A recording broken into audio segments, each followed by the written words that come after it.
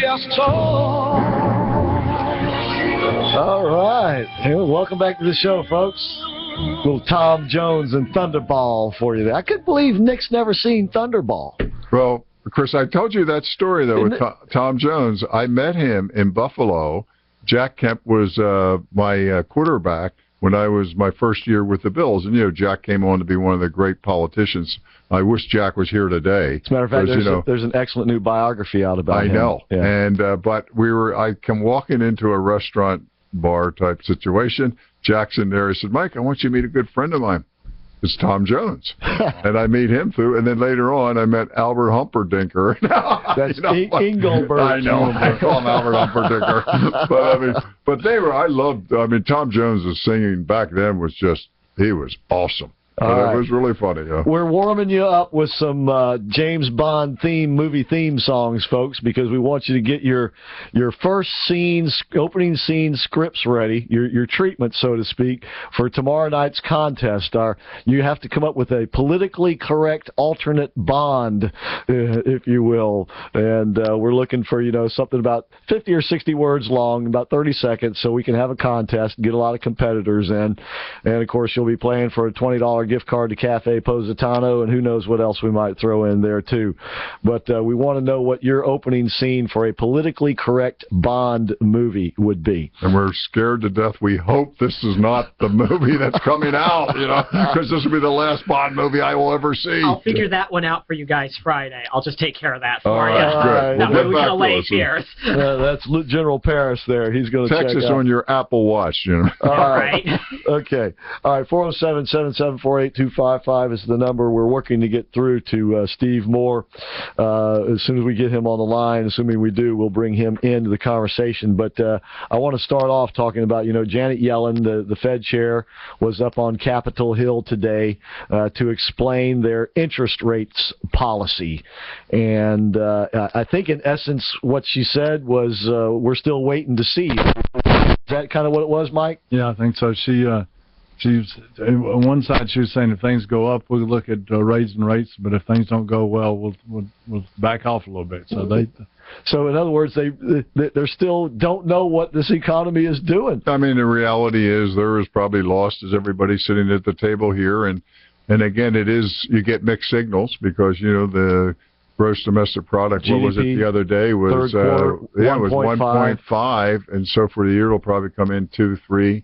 2 at the most. Yeah, which is really horrendous. And this is what all the Republicans are saying. Let us get this thing up to 3.5, 4, which you can if we could bring the money back from Europe and cut taxes and really get this thing moving. But she's just stuck. And the other thing, though, to the benefit, let me tell you, if rates ever did escalate, imagine what would happen to our debt. Well, that's devastating to the American public, and they don't even know what would hit them. And I believe that is part of the motivation behind Donald Trump's accusation this morning that the reason why the Fed is keeping the rate so low is because Barack Obama, who, by the way, the whole idea of the Fed is that it is an independent agency, not a part of the federal government, so to speak. It's supposed to be immune from political pressures and political trade winds, if you will.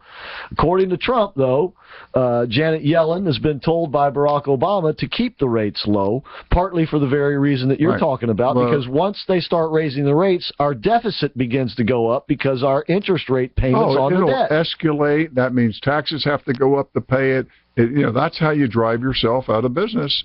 But is the Supreme Court independent of Barack Obama? Well, no, I didn't think so when I saw some of those rulings. Did I? Well, it is kind of a tricky situation because the Fed is kind of like the Supreme Court, supposed to be immune from the political winds. But the Fed is actually, if I'm not mistaken, it's not even supposed to be a part of the American government, is it, Mike? No, it's not. And the real scary part about all this is that they really don't have a whole lot of bullets left in the gun. And if they start raising rates and things get out of hand, there's not much they can do. This economy just they lose total control of this thing. And I think that's also one reason why they're kind of frozen. Yeah. And now there are certain people on Wall Street who would like to see them raise the rates, even if it's just 1/4 of a point. just to say, well, they've done it, and now we can, get back to worrying about other things, I guess. But at the end of the day, she's not raising rates because the economy sucks, and perhaps because Barack Obama doesn't want it raised. Wouldn't it be nice if she explained it that way? Say, well, the reason we're not raising rates today is because Barack Obama's economy sucks. Wouldn't that be professional? You would see everybody on TV like look at each other and go, what? Well, listen to her style of speech, right? You'd be absolutely flabbergasted if you heard her do that. That would be so funny. It would certainly save a whole lot of time, right? I know. We don't have to go through all this example. Actually, they could do her. I wonder if they've done her on Saturday Night Live. That would be funny to have her explain the economy in the end and go, well, the actual reason is the economy sucks. I tell you what. By the way, Trump is to host Saturday Night Live this Saturday. And even though I guess Telemundo and others are up in arms about it, enraged that how would they dare? I'll bet you this will be a record all-time audience. I do believe that because you remember it's being forecast. He's coming. But, even his enemies are helping the ratings. This thing will probably go absolutely through the roof. I would not be surprised. Well, I heard that Hispanics are turning more towards Trump in Florida more and more right now. So he's growing the Hispanic community in Florida. That's amazing. You're right. A poll came out just yesterday showed that he leads amongst Republican candidates with Hispanics. Yeah. He said he was going to get that vote. And he's doing it. All right. So, all right. Well, we are going to have to take a break. And once again,